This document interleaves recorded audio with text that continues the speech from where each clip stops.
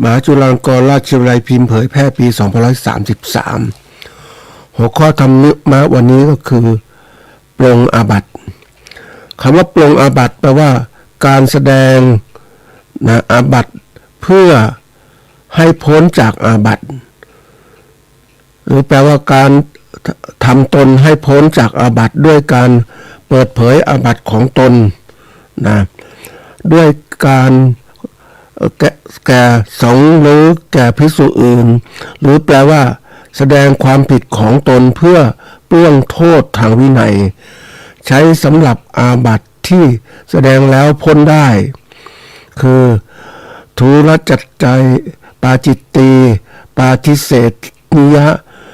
ทุกกฎและทุพภาสิทธิ์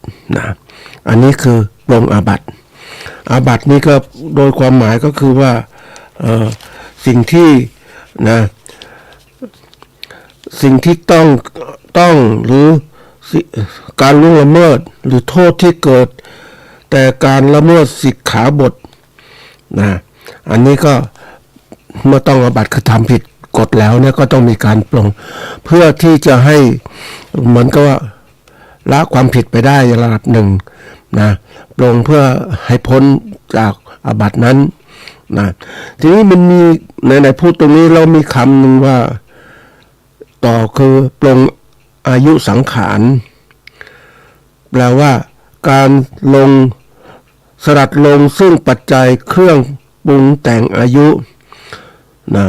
ตกลงใจกำหนดการสิ้นอายุ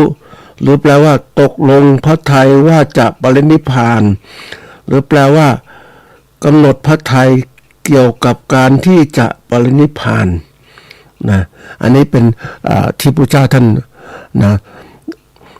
ปรงอายุสังขารทีนี้มันปรงอายุเนี่ยก็มีคำหนึ่งที่ปรงสังขารปรงสังขารนี่ก็แปลว่าทอดอะไรในกายของตนว่าจะตายเป็นแน่แท้แล้วอันนี้ก็ให้ข้อคิดมากมายนะท่านผู้ฟังปรงสังขารเนี่ยคนบางคนถ้าไม่เคยฝึกมันก็รู้สึกว่าอะไรในชีวิตอะไรชีวิตมากมายว่าจะต้องตายแล้วหรืออะไรอย่างเนี้ยคือคนบางคนถ้าอายุเขาเรียกว่ากรรมมันตัดรอนอายุก็สั้นลงเร็วก็ไม่ได้มีโอกาสแต่คนบางคนที่อายุยืนยาวก็เริ่มแก่ชรามันก็มาเตือนภัยมรณะภัยมันก็เตือนมาเรื่อยๆแต่ทีนี้ช่วงเวลาแก่ชรามันก็เป็นช่วงการปรับใจเพื่อการรับกับสภาพความเป็นจริงแรกๆคนก็ถ้าคนเขาเรียกว่ายังมีเขาเรียกความยึดมั่นถือมั่นอยู่มันก็ปรงไม่ได้ปรงสังขารไม่ได้ยังไม่อยากตายเหมือนคนแก่บางคนแล้วคนหนุ่มสาวก็ไม่ได้คิดเรื่องนี้หรอกเพราะว่ามันยังไม่ถึงเวลาแต่คนที่อายุมากๆชราภาพก็เริ่มคิดแล้วบางคนไม่อยากตายมันทำใจไม่ได้ทีนี้การแก่ชราไปเรื่อยมันก็เริ่มทำใจเพราะว่าอะไรรู้ไหมเพราะว่าสภาพแวดล้อมสภาพร่างกายมันทำให้เกิดการปรับจิตใจที่ไม่เคยจะวางอะไรต่างๆยึดมั่นถือมั่นต่างๆเนี่ยมันก็เริ่มที่ว่ามันทำไม่ได้แล้วไม่ได้มันทำไม่ได้มันทุกข์แต่ว่าแรกๆมันทุกข์แต่หลังๆแล้วมันก็เริ่มที่ว่ายอมรับสภาพของการแก่ชราขึ้นมามันแล้วความตายยังแค่เข้ามาแต่นี่มันเรื่องของการที่ว่าการสภาพแวดล้อมมันสอนคนนั่นแหละมันเป็นอย่างนี้แต่ถ้าคนเราเก่งมากขึ้นเราเข้าใจสถานการณ์ต่างๆนะเราปรงสังขารของเราก่อนเลยจะหนุ่มจะเด่นกระปรงว่ามันก็เป็นอย่างนี้แหละเตรียมการคือจัดการถอดอะไรในชีวิตตัวเองถ้าทำลายชีวิตตัวเองด้วยกำลังวังชาที่ดีนะมันก็ทำให้มีอะไรที่เขาเรียกว่าดำรงอยู่ด้วยความไม่ประมาทมันจะทำอะไรต่างๆที่รอบคอบมากขึ้นดีมากขึ้นแล้วก็เขาเรียกว่ามีประโยชน์มากขึ้นไม่จะปล่อยไปเรื่อยๆชีวิตของเราเนี่ยคนส่วนใหญ่ชอบไปชีวิตไปเรื่อยๆก็ลืมไปหมดนะจะไปสุดท้ายเมื่อแก่ชราก็มาถึงมันก็ทำอะไรไม่ทันเพราะฉะนั้นการมีชีวิตอยู่เนี่ยก็ปรงสังขารได้ขณะที่หนุ่มแน่นแล้วก็ติดทำการอะไรดีมันดีงามมีประโยชน์เพื่อวันนี้และวัน ข้างหน้าเนี่ยเตรียมการได้จะดิทำให้คนเหล่านั้นวางอะไรต่างได้ที่ยึดมั่นถือมั่นต่างๆที่มันไม่ถูกไม่ต้องคือไม่เข้าถึงความเป็นจริงมันจะเริ่มเข้าถึงความจริงที่ก่อนนะมันก็เรียกว่ารู้ปกติคนมันชอบรู้ตามรู้ทันแล้วก็รู้นำถ้ารู้นำเนี่ยมันดีมากๆนะท่านผู้ฟังเพราะสามารถที่จะเตรียมการต่างๆได้โดยไม่ทุกข์ไม่ร้อนเนี่ยคือสิ่งสำคัญความไม่ประมาทในชีวิตก็จะดีมากๆนะท่านผู้ฟังก็ฝากไว้เรื่องการปรงไม่ว่าปรงอาบัติปรงอายุสังขารแล้วก็ปรงสังขารนะครับเป็นสิ่งที่มันเชื่อมต่อกันแต่ละระดับของคนพระเจ้าท่านก็ทรงปรงอายุสังขารแต่พวกเราเองก็เรียกว่าปรงสังขารพระภิกษุก็ปรงอาบัตินะก็วางมันก็ได้ดีนะท่านผู้ฟัง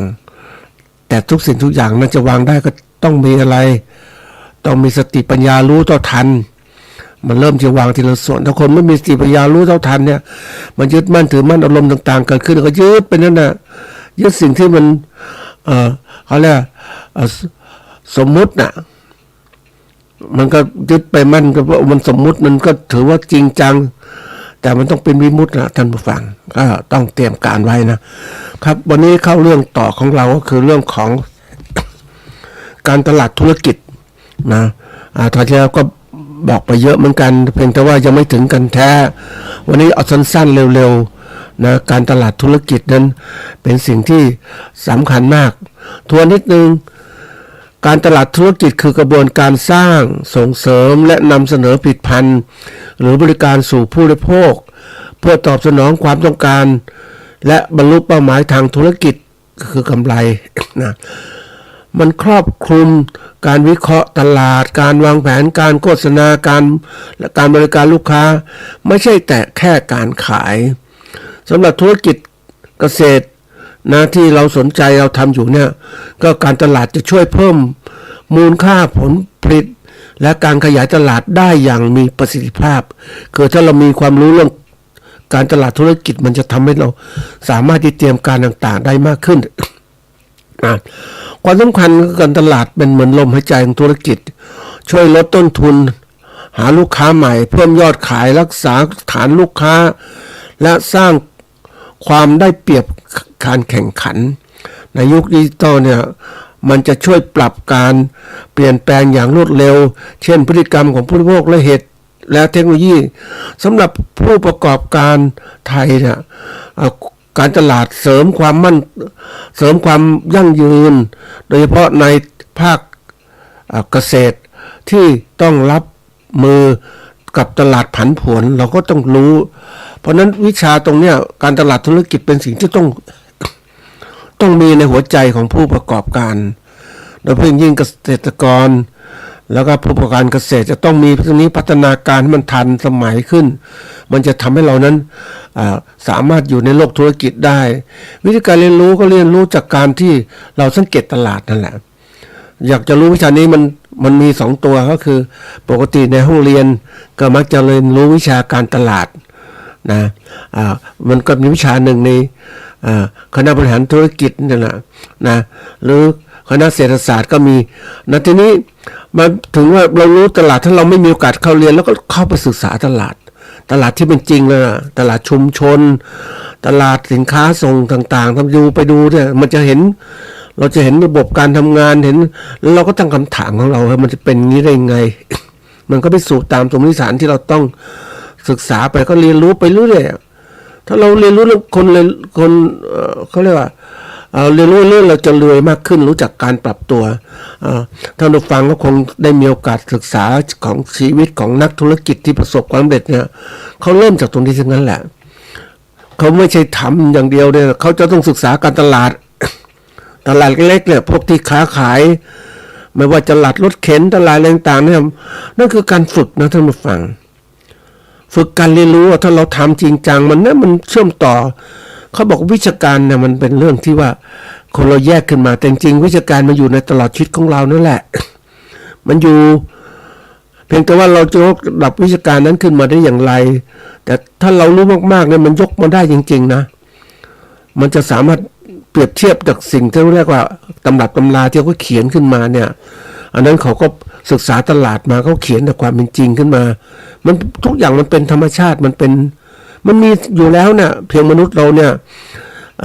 จะต้องใส่ใจถึงจะเรียนรู้ได้อย่างคนบางคนที่เขาประสบความสำเร็จเป็นนักธุรกิจจะร่ำรวยเนี่ยบางคนไม่เรียนหนังสืออะไรนะเพียงเท่ากับการค้าเขาจะเริ่มรู้ทีละเรื่องนะอย่างตัวอย่างเช่นเทียมโชควัฒนาอย่างเนี้ยนะอันนี้เป็นตัวอย่างบุคคลซึ่งเขาบอกธุรกิจคือรอบๆเนี่ยเป็นสอนเราได้มากนะเพราะนั้นถ้าเราอยากรู้การตลาดได้มากขึ้นเนี่ยเราก็ไปสู่ตลาดนั่นแหละคือเราไปเขาเรียกไป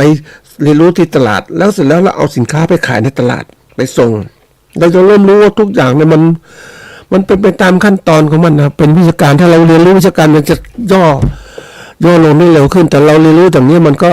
เรียนรู้จากความเป็นจริงมันก็ย่อลงทีละส่วนได้เหมือนกันนะมันจะผ่านการเรียนรู้บางทียุคปัจจุบันก็เรียกว่ามีการเรียนรู้โดยการที่ว่าเข้าหลักสูตรต่างๆนะแต่หลักสูตรต่างๆมันจะสอนวิชาการบางคนก็บอกไม่ชอบวิชาการมันกระด้างอ่ะมันเป็นคือมันไม่สัมผัสกับความเป็นจริงอ่ะท่านผู้ฟังเหมือนเราเรียนรู้การทำผัดไก่กะเพราอย่างเงี้ยเรียนรู้แต่ทฤษฎีอ่ะนะอันนี้เป็นทิศหนึ่งมันก็แห้งกระด้างไม่เหมือนกับว่าถ้าเราเรียนรู้จากการปฏิบัติเองค่อยๆทำทีละส่วนจนกระทั่งเราทำได้ไม่มีตำราแต่เขาถ่ายทอดมาพ่อแม่พี่น้องที่ทำผัดกะเพราก็สามารถทำทีละเรื่องแล้วก็เริ่มทำเองก็จะเก่งมากขึ้นแหละเริ่มผัดยังไงเพราะมันสัมผัสกับความเป็นจริงอ่ะนะไปเห็นคนหนึ่งก็ยอมรับเลยนะอาจจะเป็นป้าหรือเป็นแม่ผมไม่แน่ใจเพียงแต่ว่าเขาทำกะเพรามาเขาผัดมาดีมากเก่งรสชาติแต่อายุก็มากขึ้นแกก็เลยถ่ายทอดให้หลานไอ้หลานมันก็ทำมันทำก็ผ่านการบอกจากพ่อแม่หรือยายเนี่ยอะไรก็บอกไปเรื่อยก็ทำโอ้ยมันเก่งจริงๆนะรสชาติก็เหมือนที่ทำเพราะว่าเขารู้สึกปรับปรุงเปลี่ยนแปลงนั่นคือตัวอย่างแหละการหาความรู้เหมือนกันเลยกับการผัดกะเพรานี่แหละเขาก็ทำโดยสัมผัสตัวเองเรียนรู้กันตลาดก็ต้องศึกษาตลาด ทีนี้เราพัฒนาการตลาดอย่างไรล่ะก็ประเมินวิธีการที่เราเข้าสู่การตลาดแล้วเนี่ยเราก็ศึกษาสถานการณ์การตลาดและผลิตภัณฑ์ของเราเป็นยังไงการเปลี่ยนทัศนคติให้เน้นข้อมูลใช้กลยุทธ์เชิงลุกนะมันจะมีกลยุทธ์เชิงลับปกติเราเองถ้าเราอยู่ตลาดเชิงลับเราเหมือนก็เราตั้งบ้านของเราเนี่ย เป็นร้านค้าคนก็มาซื้อที่บ้านของเรานั่นคือเชิงกลยุทธ์เชิงลับแต่ยุคนี้มันไม่ใช่มันลุกด้วยอ่ะนั่นก็คือว่ารับด้วยแล้วลุกเพื่อจะหาลูกค้าได้มากขึ้นเข้าไปสู่ที่บ้านเดี๋ยวนี้นักธุรกิจเนี่ยท่านผู้ฟังเขาร้านค้าต่างๆนะร้านสะดวกซื้อเองก็ตามเนี่ยเขาปรับกลยุทธ์ของเขานะเขาคือลูกค้าจะมาที่ร้านเขาเนี่ยมันก็ผ่านร้านอื่นๆอีกเยอะแยะเลยก็ดึงลูกค้าไปเพราะนั้นวิธีการก็คือว่าทำไงจะทำครองใจลูกค้าได้กันนั้นเลยก็เลยร้านสะดวกซื้อเหล่านี้ก็เลยใช้กลยุทธ์เชิงลุกไปหาลูกค้าเลยแม้ลูกค้าอย่างไรก็คือว่าลูกค้าอยากได้อะไรก็โทรศัพท์มาที่ร้านก็จะมีมอเตอร์ไซค์ถ้าสั่งขนาดนี้ค่าขนส่งฟรีไม่ต้องเดินทางมายุคใหม่ๆเดี๋ยวนี้จะสั่งอะไรมันก็ดูภาพต่างๆได้ สั่งในนี้เพราะฉะนั้นมันก็เลยเกิดความสะดวกก็แย่งลูกค้ากันเยอะกลยุทธ์พวกนี้เขาใช้เยอะมากขึ้นทีนี้ถ้าเราเองเนี่ยแม้เป็นเกษตรกรผลิตผักอย่างเนี้ยเราก็มีกลยุทธ์ของเราคือผลิตผักไปขายตลาดนี่เราก็ลุกก็ไปสู่ตลาดเพราะตลาดคือที่ตรงนั้นปุ๊บเนี่ยเพราะฉะนั้นเราตรงนี้ปุ๊บเราได้ระดับหนึ่งแต่ถ้าเรามีการขายส่งไปที่ต่างๆที่มีคนสั่งซื้อเนี่ยเราก็ลดบริการถึงที่อย่างเงี้ยให้ลูกค้าได้รับประโยชน์ปุ๊บเนี่ยต่อไปก็มากขึ้นนะท่านผู้ฟังณวันนี้การมาตลาดมันเปลี่ยนไปเยอะมากท่านผู้ฟังเพราะว่าเดี๋ยวนี้การที่จะมาขายอยู่เฉยๆอยู่ที่บ้านหรือไปขายที่ตลาดอย่างนี้มันไม่พอยุคใหม่เนี่ยเขาค้าขายไปเรียกว่าไม่จำกัดนะ ยิ่งมี แอปพลิเคชันหรือช่วยในการขายออนไลน์อย่างนี้มันมีเยอะจริงๆนะท่านผู้ฟังแล้วพวกที่ใช้เนี่ยเขาเรียกว่าเก่งมากๆอย่างเฉพาะอย่างยิ่งคนจีนนั้นที่เขาทำค้าขายออนไลน์เนี่ยนะเขาผลิตสินค้ามาปกติก็ขายส่งนะตอนหลังก็เรามีโปรแกรมหรือช่องทางตลาดออนไลน์ก็พวกเขาก็สามารถที่จะขายส่งไปมากขึ้น เพราะว่าอะไรขายทางอินเทอร์เน็ตนี่แหละนะแล้วเสร็จแล้วก็ส่งนี่กลยุทธ์ที่เขาได้ประโยชน์สูงสุดก็คือว่ายังไงก็ตามเขาสามารถครอบครองลูกค้าได้เพราะเขาเป็นผู้ผลิตเองผลิตจำนวนมากต้นทุนต่อหน่วยก็ต่ำเมื่อเป็นชนิดปุ๊บเขาสามารถจะแย่งลูกค้าได้อย่างที่เคยกล่าวก่อนตอนที่แล้วว่ากลยุทธ์ของคนจีนนั้นผลิตสินค้าจำนวนมากขายในราคาที่ถูกอย่างน้อยได้กำไรนิดหน่อยก็พอแต่สามารถแย่งลูกค้ามาได้อันที่หนึ่งอันที่สองเนี่ยเมื่อพัฒนาตลาดไปไกลๆมากขึ้นคู่แข่งที่ผลิตสินค้าเดิมหรืออะไรต่างๆต้นทุนสูงกว่าสายขายสู้ไม่ได้คู่แข่งเหล่านั้นก็จะเลิกไปอันนี้ตัวเองก็ครอบครองตลาดละค่อยๆขยับขึ้นมาในการผูกขาดตลาดแล้วขึ้นราคาสินค้าได้แล้วร่ำรวยเป็นร่ำเป็นสัน นี่กลยุทธ์ของเขาทำตรงนี้ยิ่งมาดูวันนี้ที่ตลาดธุรกิจเนี่ยยังไปดูตลาดสินค้าจีนทุ่มยุโรปทำลายธุรกิจต่างๆหลายที่หลายประเทศเพราะว่าสินค้าจีนมันถูกท่านผู้ฟังถูกกว่ามันนำด้วยราคาก่อนแล้วก็คุณภาพพอใช้ได้หลังจากพัฒนาคุณภาพมามันเริ่มมาตั้งแต่เราสามารถเรียนรู้ได้ตั้งแต่สมัยหลังสงครามโลกนะที่ประเทศญี่ปุ่นเนี่ยย่อยยับด้วยสงครามระเบิดปรมาณูแต่เขานั้นฟื้นสภาพโดยการลอกเลียนหรือผลิตสินค้าราคาถูกมาขายแล้วขยับมาเพิ่มทั้งราคาถูกตอนหลังก็คุณภาพก็ดีขึ้น ก็แย่งชิงตลาดตอนนี้ก็แพ้เกาหลีแล้วก็มาเจอญี่ปุ่นมาเจอญี่ปุ่นไม่ใช่มาเจอจีนที่ใหญ่ในปัจจุบันผลิตจำนวนมากนะก็สามารถที่จะครอบครองและแย่งชิงตลาดได้ไม่ว่าสินค้าเกษตรอุตสาหกรรมหนักอุตสาหกรรมเบาครอบครองได้หมดนี่แหละตัวอย่างอันนั้นวันนี้เราต้องเรียนรู้ตรงนี้เพื่อจะปรับธุรกิจของเราถ้าเราไม่สามารถพัฒนาตรงนี้ต่อไปอยู่ไม่ได้นะท่านผู้ฟัง มันเป็นอะไรที่มันแบบมันมีคำหนึ่งก็บอกว่าการตลาดนั้นถ้าเราเป็นผู้ผลิตที่ดีนะผลิตสินค้าต้นทุนที่ถูกที่สุดแล้วครอบครองเข้าสู่ตลาดได้ง่ายนะครอบครองตลาดธุรกิจง่ายเราอยู่รอดของเราได้แล้วขณะเดียวกันก็ทำลายคู่ต่อสู้ได้แย่งชิงผู้บริโภคได้นี่เป็นตัวสำคัญแล้วจีนเนี่ยก็เรียกระบบของการผลิตที่ว่าต้นทุนที่ต่ำผลิตจำนวนมากมันได้ประโยชน์คือต้นทุนที่ต่ำและเมื่อตลาดขายได้ปุ๊บก็เริ่มพัฒนาจุดขายของเขาคือเริ่มพัฒนาคุณภาพสินค้าให้มันดีขึ้นนั่นแหละมันเรื่องที่ต้องเรียนรู้นะท่านผู้ฟังถ้าเรามาอยู่อย่างเงี้ยมันไปไม่ได้เหมือนกันนะมันต้องพัฒนาการนี่คือจุดหนึ่งของเราต้องเรียนรู้เรื่องการตลาดนะอันนี้ตลาดเนี่ยมันต้องมีตัวเราค่อยทีละไปละเรื่องซิว่าตลาดยุคเก่าเนี่ยมันเรามีหน้าร้านเราก็ขายที่หน้าร้านของเราหรือขายส่งไปที่ร้านผู้รับซื้อต่างๆเนี่ยนะนั่นคือตัวอย่างที่มันมีมาแล้วเนี่ยมันเป็นระบบของการตลาดแบบเดิมเราก็เรียนรู้ตรงนี้ว่าตลาดแบบเดิมเนี่ยอยู่ในช่วงของเรียกว่าเขาเรียกว่าอะไรนะสังคมยังไม่พัฒนานะสังคมคือหมู่คนที่ร่วมกันมีปฏิสัมพันธ์ต่อกันและกันครับกลายเป็นสังคมเกิดขึ้นสังคมแรกคือสังคมครอบครัว หลังจากนั้นเนี่ยมันเป็นขยายมากขึ้นสังคมมากขึ้นสังคมเจริญมันก็กลายเป็นสังคมเขาเรียกว่าเป็นเครือข่ายสังคมใหญ่โตขึ้นเป็นโซเชียลเน็ตเวิร์กที่มากขึ้นใหญ่โตขึ้น เพราะฉะนั้นเมื่อเป็นอย่างนี้ปุ๊บเนี่ยการตลาดก็เริ่มเปลี่ยนเขาบอกการตลาดเนี่ยอันนี้มันเริ่มมาดูว่าการตลาดแนวใหม่ก็เกิดขึ้นคือแนวเดิมที่พวกเราเมื่อกี้ที่นี่ตลาดแนวใหม่หมายถึงว่า แนวทางการทำตลาดที่ปรับตัวตามยุคดิจิตอล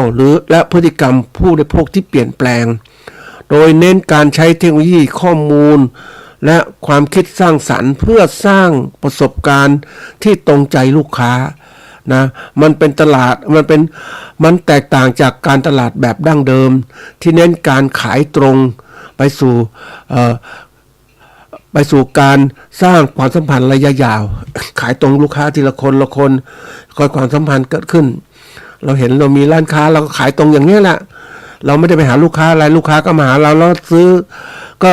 ระยะยาวก็มาซื้อเราอย่างเนี้ยแต่ตลาดยุคปัจจุบันมันแย่งชิงท่านผู้ฟังคงเห็นว่าวันนี้ธุรกิจการค้าขายสินค้าสังขายอาหารนี่แหละง่ายๆนี่แหละ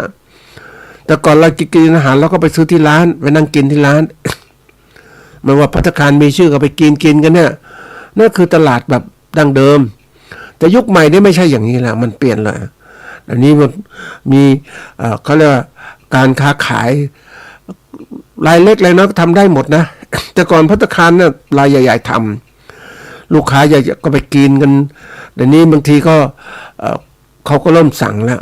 พวกที่ระบบการตลาดแบบใหม่ก็ปรับตัวตามยุคดิจิทัลก็สั่งอาหารจะกินอันนี้นี่สั่งมาเดี๋ยวมีรถสั่งออนไลน์นี่แหละเดี๋ยวก็มาส่งร้านนี้อาหารตรงนี้หลายๆอย่างมากินที่บ้านกลายเป็นสังสรรค์ที่บ้านไม่ต้องทำอาหารเองถูกกว่าด้วยเพราะอะไรก็คือไม่ต้องเดินทางไปซื้อที่ร้านกินที่บ้านเราก็มีกินได้หลายอย่างเป็นภัตตาคารได้เลยนี่คือตัวอย่างแล้วมันขายแข่งกันนะท่านผู้ฟัง มันขายแข่งในนี้ไปเจอที่แม้กระทั่งร้านเล็กๆนะท่านผู้ฟังเขาก็ขายที่หน้าร้านเขาได้ระดับหนึ่งนะก็อยู่ได้นะ นี่มาเพิ่มออนไลน์ปุ๊บก็ถามว่าทำไมคุณเพิ่มออนไลน์ก็อยู่ว่างๆทำไมก็เพิ่มเลยสิทำตลอดเวลาเลยโอ้โหท่านผู้ฟังฝีมือเขาทำตลอดเวลาเพราะฉะนั้นแม้จะขายออนไลน์ได้กำไรไม่มากแต่ว่ามันก็ทำให้จุนเจือต่างๆเพราะนั้นเริ่มระบบปุ๊บมันก็เริ่มการแข่งขันไปเรื่อยในตัวก็เลยเกิดเขาเรียกการค้ามก็เพิ่มมากขึ้นเขาก็ได้ตรงนี้แหละวันนี้บางคนถ้าขยับจากออนไซต์กลายเป็นออนไลน์คือการที่มีหน้าร้านก็ไม่มีหน้าร้าน อยู่ในอินเทอร์เน็ตหมดเลยใครอยากได้ก็สั่งในอินเทอร์เน็ตนี่คือการเข้าสู่ระบบการตลาดที่สมัยใหม่เกิดขึ้น ตลาดแนวใหม่เนี่ยมันเช่นตลาดมาร์เก็ตติ้ง 5.0 เนี่ยหรือพวกครีเอทีฟมาร์เก็ตติ้งก็คือตลาดเชิงสร้างสรรค์ก็ใช้ข้อมูลแบบเรียลไทม์ก็คือเอาข้อมูลที่ปัจจุบันที่มันเป็นจริงเอามาขับเคลื่อนธุรกิจนะเพื่อให้ลูกค้าเนี่ยนะเพื่อเข้าใจลูกค้าอย่างลึกซึ้งก็คือเขารู้ลูกค้าเนี่ยติดนู่นติดนี่อยากจะสั่งอาหารอย่างเงี้ยอยากกินนู่นกินนี่ เพราะนั้นเรื่องก็เราสามารถใช้วิธีการว่าเฮ้ยตอบสนองเร็วที่สุดลูกค้าอยากได้รายได้มาปุ๊บมีหมดเลยเนี่ยเพราะนั้นลูกค้าก็บริโภคสินค้าเขาก็ขายได้แล้วผสมผสานเทคโนโลยีต่างๆที่เรามีอยู่เนี่ยนะเราสามารถจะเขาเรียกครอบครองลูกค้าได้ถ้าเรามีระบบที่เรียกว่าความสามารถในการจัดการระบบทางตลาดออนไลน์ให้เป็นเนี่ยคือปกติเขามีเดี๋ยวนี้คนก็มีหน้าร้านในอินเทอร์เน็ตนั่นแหละเป็นเว็บไซต์เป็นอะไรต่างๆเราเนี่ยเนอะแล้วก็ สามารถที่จะสร้างตลาดมีแสดงสินค้าต่างๆทั้งหมดนี้ลูกค้าอยากกินก็ดูปุ๊บสั่งโน่นสั่งนี่มาก็คลิกไปปุ๊บมันสามารถที่จะโอนเงินก็สั่งแล้วก็เห็นสินค้ามาถึงลูกค้าพวกสั่งออนไลน์มันจะมีตัวแอปพลิเคชันอื่นด้วย นะช่วยในการทำให้การขายเร็วขึ้นอันนี้เป็นตัวสำคัญแล้วตลาดเราเนี่ยมันมีมากท่านผู้ฟังยังนึกถึงคนที่เคยคิดตลาดแบบเก่าได้ นะก็อยู่แบบเก่านะท่านผู้ฟังก็ลูกค้าก็น้อยลงเพราะว่าตลาดพวกทันสมัยใหม่มาแย่งไปหมดแล้วเสร็จเลยเพราะนั้นมันก็เลยการต้องปิดร้านค้าต่างๆเดี๋ยวนี้มันทันสมัยมากแล้วตลาดมันก็กว้างไกลนะท่านผู้ฟังไม่ต้องมีก็เรียกว่า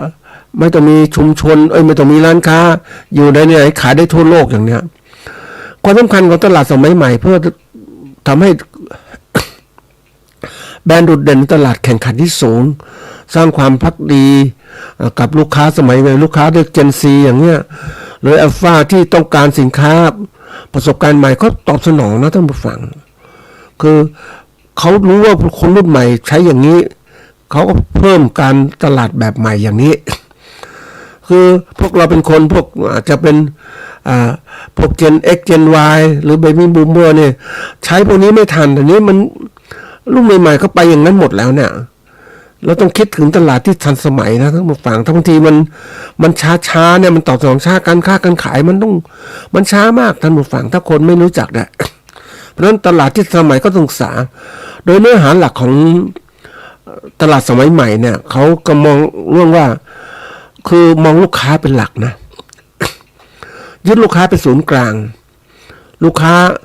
เป็นแบบไหนพฤติกรรมแบบไหนต้องมีรายได้แบบไหนเขาจัดตรงนี้หมดเลยเขามองลูกค้าเป็นหลัก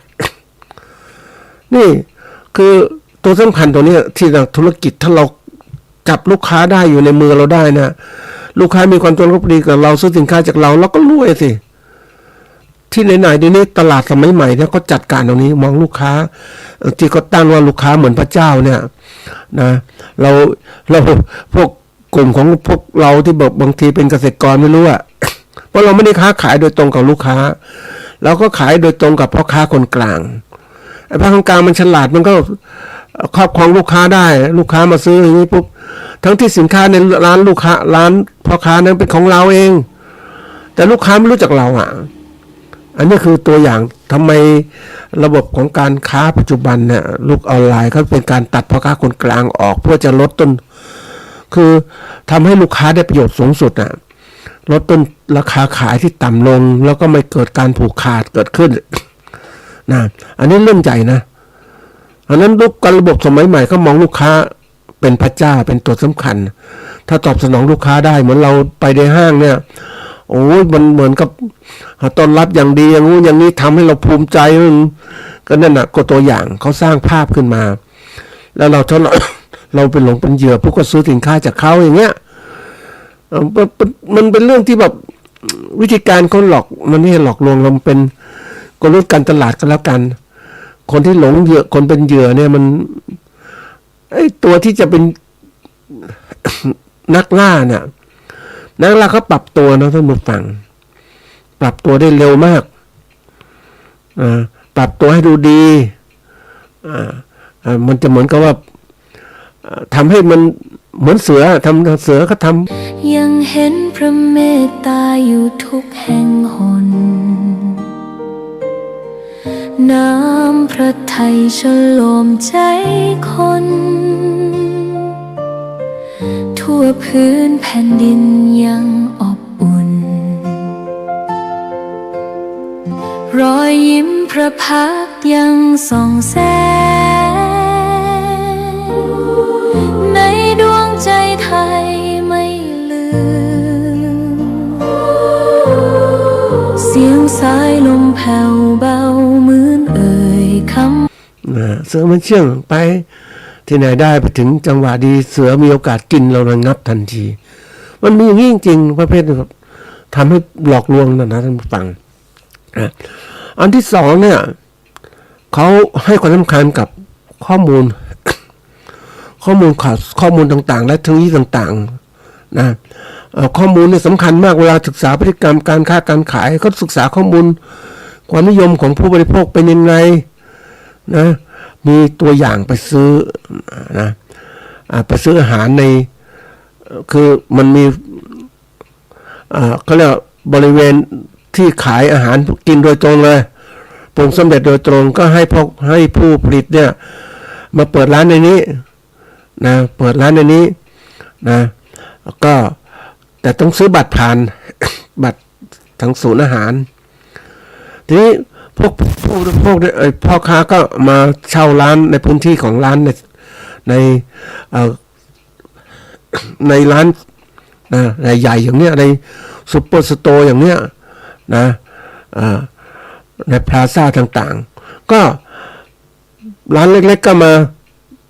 เปิดร้านขายที่นั่นจะซื้อขายอาหารผ่านบัตร นี่เจ้าของห้างมันรู้เจ้าของใหญ่มันรู้เนี่ยร้านไหนขายดีไม่ดีเขาให้คนสำคัญข้อมูลคือเก็บข้อมูลทุกอย่าง อะไรที่ดีๆเนี่ยลูกเห็นผู้ประกอบการขนาดเล็กมาอยู่ในนี้เขาทำกันอะไรดีฉันก็เริ่มที่จะทำผลิตสินค้าแข่งกับเขาหรือไม่ให้เขาเช่าเขาทำเองอ่ะ แรกๆคนอื่นมาทำตอนหลังเห็นมันดีปุ๊บมันก็เลยทำเองนี่คือตัวอย่าง ข้อมูลที่ได้มันคุ้มมากๆนะท่านผู้ฟังก็เหมือนคนเราจะลองผิดลองถูกด้วยตัวเราเองมันก็เจ็บมันก็ถ้าลองถูกก็มีกำไรลองผิดก็เสียขาดทุนก็เรื่องอะไรให้คนอื่นมาทำก่อน เราทำก่อนปุ๊บเราก็ทำได้แล้วทำดีปุ๊บฉันก็จะ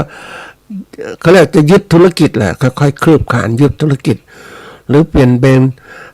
ให้เขาออกไปจากห้างของเราแล้วก็สามารถครอบครองได้นี่คือตัวอย่างการครอบครองข้อมูลนี่เรื่องใหญ่นะท่านผู้ฟังคนเราเดี๋ยวนี้เขาต้องการข้อมูลนะข้อมูลที่ถูกต้องเอามาวิเคราะห์มีประโยชน์ทางธุรกิจแล้วเดี๋ยวนี้มันมีเทคนิคต่างๆในการที่จะเก็บข้อมูลวิเคราะห์ข้อมูลได้ว่าข้อมูลแบบไหนเป็นยังไงพฤติกรรมผู้บริโภคเป็นยังไงต้องการสินค้าระดับไหนเป็นยังไงเขารู้หมดเลยเขาเอาข้อมูลทางงานวิจัยข้อมูลเก็บรวบรวมไว้เนี่ย นะมันจะสามารถที่ทำให้เขาเนี่ยใครก็ตามถ้าครอบครองข้อมูลได้นั่นแหละครอบครองหัวใจของธุรกิจแหละเพราะว่าข้อมูลเหล่านี้เป็นสิ่งที่จะเอามากำหนดในการผลิตสินค้าของตัวเองเพื่อตอบสนองต่อผู้บริโภคเดี๋ยวนี้ก็จะมีการ วิเคราะห์ต่างๆด้วยนะอันถัดมาคือก็ข้อที่3ก็คือว่ามีการสร้างการโฆษณาหรือการดึงให้ผู้ผลิตลูกค้าของเรามีส่วนร่วมในการที่จะทำธุรกิจกับเรานะเขาเรียกมันเป็นอาจจะเรียกง่ายๆลูกค้าสัมพันธ์นั่นแหละเอาทุกอย่างนะลงหาชื่อเสียงหามีส่วนร่วมมาเป็นสมาชิกเดี๋ยวนี้ที่ไหนๆก็มีสมาชิกลงทะเบียนใช้เบอร์โทรศัพท์เป็นสมาชิกแล้วเสร็จแล้วก็จะมีปันผลให้อะไรให้มันก็เป็นการทำให้รู้สึกว่าเรานั้นเป็นส่วนหนึ่งของเขาส่วนหนึ่งของเขาปุ๊บเราก็รู้สึกเราเป็นสมาชิกที่นู่นนะได้รับพิเศษนึงเป็นส่วนหนึ่งของความเป็นเจ้าของเป็นส่วนหนึ่งของการจงรักภักดีกับบริษัทหรือผู้ขายสินค้าเดี๋ยวนี้มันมีมากมายนะท่านผู้ฟังการใช้ตรงนี้มันก็ค่อยซึมซาบไปเรื่อยๆแบบบางทีทางห้างลดสินค้าจะลดให้กับสมาชิก สมาชิกได้ลด